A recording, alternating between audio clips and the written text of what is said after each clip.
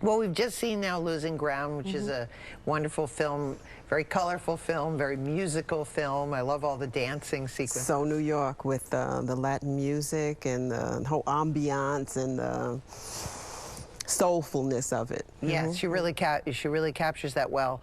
And I thought one of the things that was interesting, so many times we've talked about how women have been, for some reason, cut out of the history of independent movies, filmmaking. And for me, at the time, living in New York, you know, I've never heard of this film. Yet I heard of Spike Lee, and I felt as if he somehow maybe eclipsed her success in some way. That I wish I had heard a little bit more about her. Well, actually, Spike Lee pretty much eclipsed all of us at the time, all of the independent filmmakers, because he came forward with this which She's Gotta Have It, and it was it was pretty much a new genre film, young male, urban, filled with testosterone and aggressiveness, and it just kind of took off.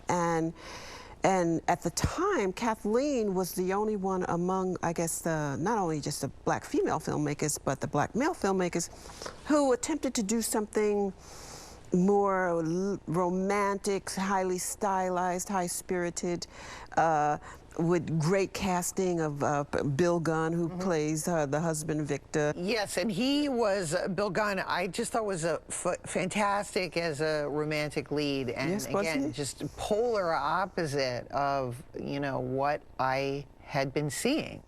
He's sophisticated, he's romantic, he is anti-macho. Yes. He's sensitive. He's the bad guy, but you like him. Yes. He's a naughty boy. Right, so from my experience of watching the film, it made me sad that I wish I had been able to see more films like this. I wish the wider public had we gotten a broader range of the African-American man at that time. Right. And I thought that I found that to be really stirring in the film. I think it's going to be, you know, just for people seeing it, and it's a shame again that, you know, that she died relatively young, that she was not able to make more films, because I think she would have been a fantastic filmmaker. Absolutely. We were all devastated when she passed, and I think we have Ava DuVernay now. When I saw one of Ava's films, and we're going to be seeing it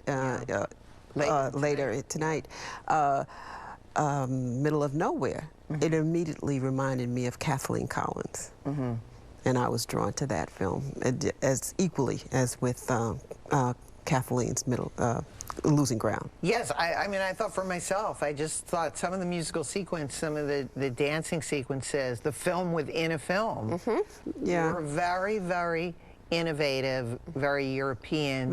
And very bold, because she was playing with old tropes that as filmmakers we're always trying to dispel, the trope of the tragic mulatto. Yes. She just threw it right up there, and, you know, and another thing about the film is that just because it had a smaller budget and it was independent, it had the feeling of a lush, full, sensitive film, which I really enjoyed. And now I'm very excited, because up next we have a groundbreaking movie directed by an African-American woman who just happens to be my guest, Julie Dash.